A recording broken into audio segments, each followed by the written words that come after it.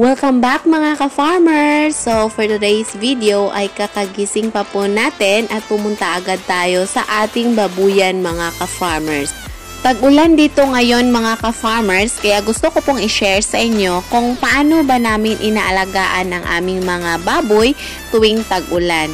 So, dahil umaga pa ngayon mga ka-farmers, syempre before papasok sa work yung asawa ko, papakainin niya muna yung aming mga alaga tulad ng manok, rabbit, at syempre mga ka-farmers, baboy.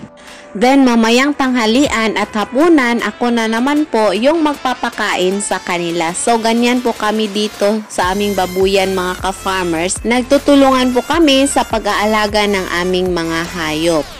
So, tuwing tag-ulan mga ka-farmers, madaling dadami ang mga bakterya.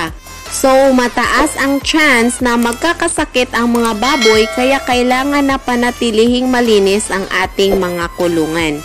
Kapag tag-ulan din, hindi po namin binabasa ang lahat ng sahig para may tuyong lugar po na matutulugan ang mga alaga natin para maiwasan na ginawin ang mga baboy mga ka-farmers. Kung giginawin kasi ang mga baboy mga ka-farmers, kadalasan magkakasakit po yan tulad ng sipon, ubo at lalagnatin. Hindi rin namin sila pinapaliguan mga ka-farmers kapag tag-ulan. So hindi natin binabasa yung kanilang katawan at nag-iwan po talaga tayo ng dry na area para doon po sila magpapahinga. By the way mga ka-farmers, nagbibigay po kami ng pagkain sa kanila habang nililinis yung loob ng kulungan kasi pag hindi po natin binibigyan ng pagkain yan mga ka-farmers, halos kakagati na po tayo ng baboy kapag nasa loob ng kulungan. Ito naman yung nasa kabilang kulungan mga ka-farmers, ang ating mga tatlong biik. Nagsisimula na sila today na kumain ng starter feeds. So, tapos na po natin silang i-introduce sa starter. Yun mga ka-farmers, naghalo-halo po muna tayo ng pre-starter at starter para hindi po maninibago ang kanilang tiyan. At ngayon, purely starter na po yung kinakain nila mga ka-farmers. So, imagine mga ka-farmers, ganyan na po kaganda yung katawan nila.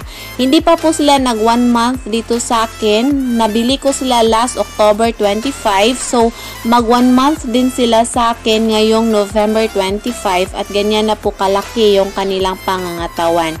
So, mahilig po talaga silang kumain mga ka-farmers, then uminom, ganyan. So, kailangan talaga na while kumakain sila, meron ng ready na tubig. Ganyan lamang po yung pag-aalaga namin sa aming mga baboy tuwing tag-ulan mga ka-farmers. Thank you for watching. Happy farming!